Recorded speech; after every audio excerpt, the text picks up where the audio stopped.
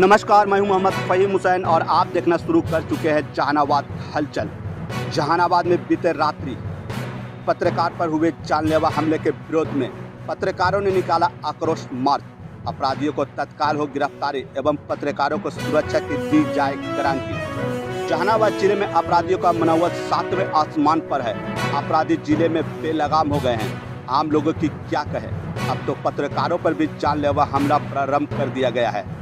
बता दें कि बीते रविवार की शाम करीब 8:30 बजे दैनिक अखबार राष्ट्रीय सहारा के पत्रकार संतोष कुमार को निशाना बनाया गया और जानलेवा हमला के साथ साथ 10,000 रुपये तथा गले से 40 भर का सोने का चैन तथा गाड़ी क्षतिग्रस्त कर दिया गया। किसी तरह पत्रकार भागकर जान बचाई तथा नगर थाने में शिकायत के उपरांत सदर अस्पताल जहानाबाद में इलाज के क्रम में गंभीर स्थिति को देखते हुए PMCH रेफर कर दिया गया।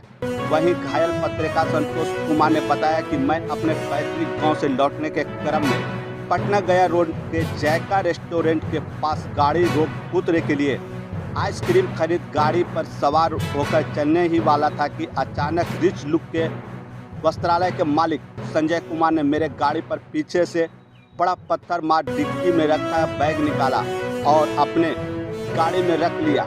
मना करने पर उसके अन्य सहयोगी मेरे साथ मारपीट कर घसीटने तथा दुकान में ले जाने का प्रयास किया। वहीं मेरे जेब में रखा 10,000 रुपया तथा गले से सोने का चैन छीन लिया। उन्होंने बताया कि मुझे जान मारने की नीयत से मुझ पे पूरी तरह पीटते हुए ले जाने लगा। किसी तरह जान बचाकर भाग खड़ा हुआ। देखे आगे की रिपोर्ट मोहम्मद फ़हीम हुसैन के साथ। हमेशा हमला होते रहता है, कभी कुछ किसी कारण से बेमतलब कभी हमला होता रहता है। प्रशासन इस पर ध्यान नहीं देती है। इसके कल रात में संतोष रात में हमला किया गया, पूरी तरह से मारपीट किया गया। गिरफ्तारी अभी तक नहीं हुई। उन्हीं के समर्थन में हम लोग निकले हैं। स्टेशन से लेकर अरबल मोड़ तक कैंडल मार्च से निकाला गया। ये पत्रकारों के साथ इस प्रकार की घटना घटी तो आपको पत्रकार के साथ साथ आम जनता के साथ भी हुआ है, लेकिन जो पत्रकार पब्लिक की आवाज़ है उसके साथ ऐसा होना ये बड़ा दुर्भाग्यपूर्ण है। इस प्रकार से आप किसकी लापरवाही को मानते हैं? पूरी तरह प्रशासन पे है।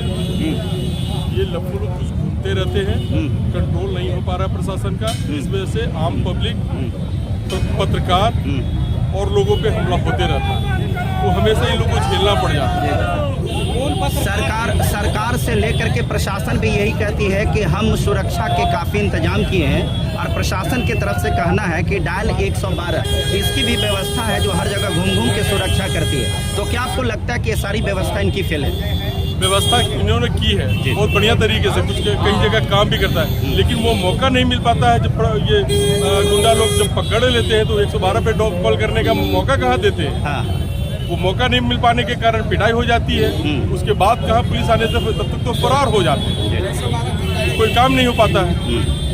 तो इसके लिए शिकंजा करना पड़ेगा, चिन्हित करना पड़ेगा हमारे जिले में कितने लोग क्या है, किस परिस्थिति के है, कौन गुंडे हैं, कौन शरीफ है। इस प्रशासन को चिन्हित करना पड़ेगा। अरेस्ट में लिया जाना चाहिए। अभी जो घटना का अंजाम दिया है, जो मारपीट करने का या जो भी अपराधी है, क्या उसके संबंध में सूचना है, गिरफ्तार हुआ या नहीं हुआ? अभी तक कोई गिरफ्तारी नहीं हुई है। और उसी गिरफ्तारी के लिए आप लोग गिरफ्तारी के लिए भी, और आम जो जनता परेशान है, आम लोग परेशान है। कभी शिक्षक पे हमला हो जा रहा है, कभी पत्रकारों पे हमला हो जा रहा है। इस विरोध में भी हम लोग। अच्छा, शिक्षकों के ऊपर भी हमला हुआ है? हमला होता रहता है हमेशा, कुछ न कुछ। कभी कहने का मतलब कि जहानाबाद जो है इस प्रकार से निरंकुश होते जा रहा है और जो शासन है वो पूरी तरह से उसको नियंत्रित नहीं कर पा रहा है। पूरी तरह से नियंत्रित नहीं कर पा रहे हैं प्रशासन जी। तो इसी के खिलाफ में आपने आक्रोश निकाला है। भाई, आप युवा है, आप क्या और आप लोग आज राष्ट्रीय सहारा के पत्रकार संतोष कुमार एडवोकेट और वो विंग्स शहर के प्रतिष्ठित स्कूल विंग्स के डायरेक्टर भी हैं। उन्हें कल यानी रविवार की रात में प्राचीन देवी मंदिर के पास रिच लुक दुकान के पास गाड़ी नारी लगाने के सवाल पर जगह के दुकानदारों और आसपास के सामाजिक तत्वों ने उन्हें मार पीट कर जानलेवा हमला किया।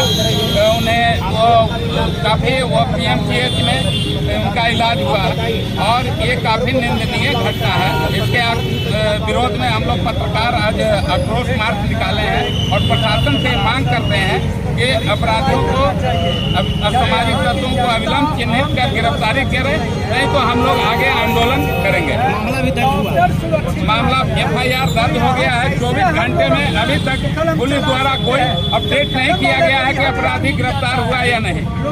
इस चलते हम लोग मांग करते हैं कि अविलंब गिरफ्तारी हो। इस प्रकार की घटना घट जाती है, इतने समय के बावजूद भी प्रशासन त्वरित कार्रवाई करते हुए ऐसे लोगों को अरेस्ट नहीं करती है, क्या कहना चाहेंगे? कि हम लोग भी पत्रकार हैं और लंबे समय से पत्रकारिता कर रहे हैं। अगर जहानाबाद छोटा शहर भी है, लेकिन यहाँ पर बहुत सारे बुद्धिजीवी और हमारे एक से एक यहाँ पर बड़े पत्रकार भी काम कर रहे हैं। लेकिन हम तो यही कहेंगे कि जो असामाजिक तत्व के व्यक्ति हैं वो कहीं न कहीं अपना मनोबल को न बढ़ाएं, अब उस पर जिला प्रशासन, पुलिस प्रशासन अंकुश लगाए, चिन्हित करें और अविलंब उनकी गिरफ्तारी भी की जाए।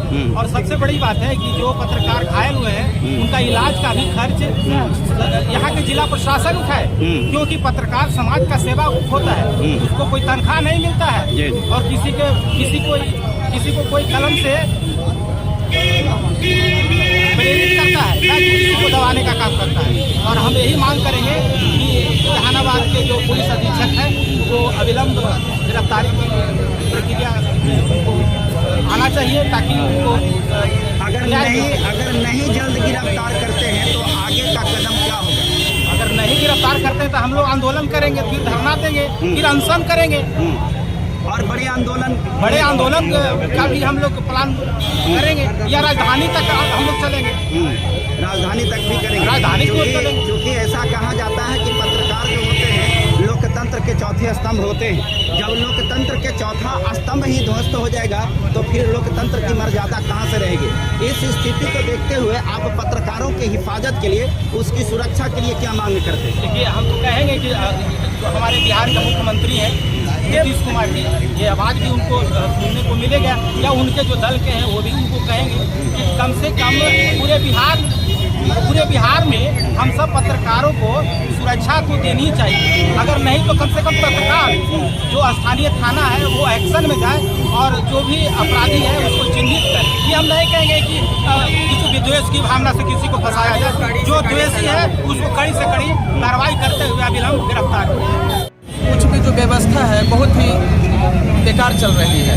ना कोई लड़की, ना कोई औरत, ना कोई जेंट्स हो या शिक्षा रिलेटेड कुछ भी हो, सब व्यवस्था में बढ़ाया हुआ चल रहा है। तो प्रशासन से बस ये अनुरोध है कि इस तरह का जो भी व्यवस्था है उसमें सुधार लाएं और आम जनता को रहने में, चलने में, घूमने में किसी तरह की कठिनाई परेशानी ना हो। अभी ये जो सबसे बड़ी बात है सर, जिन पर हमला हुआ है पूर्व सैनिक भी है। आम आदमी तो चले, जब सैनिक पर ये हो सकता है, चाहे वो रिटायर हो चाहे कार्यरत हो, कोई भी देश की सेवा कर चुका है। जब आम आदमी वो सैनिक जब सेफ नहीं है तो आम आदमी कैसे सेफ होगा? और सबसे बड़ी बात, जहानाबाद में गुंडागर्दी बढ़ चुकी है। जब चाहे मन चले आते हैं, गोली फायरिंग करते हैं, आम आदमी को पीटते हैं। सड़क तो ये किसी की है नहीं सर, आम आदमी कहाँ जाएगा? आम आदमी की सेफ्टी किसके जिम्मेदारी है? प्रशासन से अनुरोध है पेट्रोलिंग बढ़ाए, जगह जगह पर जो इतने रखे हुए हैं गली कुछ जगह पर मेन मुख्य सड़कों भीड़ भाड़ जो प्रशासन